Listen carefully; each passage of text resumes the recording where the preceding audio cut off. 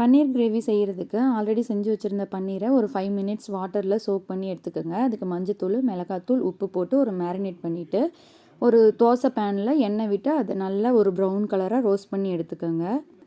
இப்படி ஃப்ரை பண்ணி எடுத்தோம் அப்படின்னா மசாலா நல்லா ஏறி இருக்கும். குழம்புல போடும்போது நல்லா டேஸ்டியாக இருக்கும். இந்த குழம்புக்கு ஒரு கிரேவி ரெடி பண்ணணும். ஒரு பாத்திரத்தில் எண்ணெய் விட்டு தக்காளி, வரமிளகா, பெரிய வெங்காயம், முந்திரி இதெல்லாம் ரஃபாக சாப் பண்ணி நல்லா வாட்டர் விட்டு வேக வச்சு எடுத்து ஒரு பேஸ்ட்டாக அரைச்சி வச்சுக்கோங்க.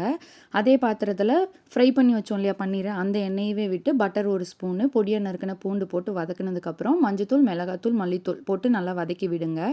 ராஸ்மெல் போனதுக்கப்புறம் அரைச்சி வச்ச பேஸ்ட்டையும் அதில் ஊற்றிடுங்க. தேவையான அளவு உப்பு சேர்த்து நல்லா கொதிச்சதுக்கப்புறம் ஃப்ரை பண்ணி வச்சுருக்க பன்னீரையும் அதோடு சேர்த்துடணும். நல்லா மைல்டாக மட்டும்தான் கிளறி கொடுக்கணும். அப்போ தான் பன்னீர் உடையாது. லாஸ்ட்டாக பார்த்தீங்கன்னா கஸ்தூரி மேத்தி சேர்த்து இறக்கிக்கணும். உங்களுக்கு க்ரீம் பிடிக்கும் அப்படின்னா ஆட் பண்ணிக்கலாம். இல்லைனாலுமே சூப்பராக இருக்கும். ட்ரை பண்ணி பாருங்கள்.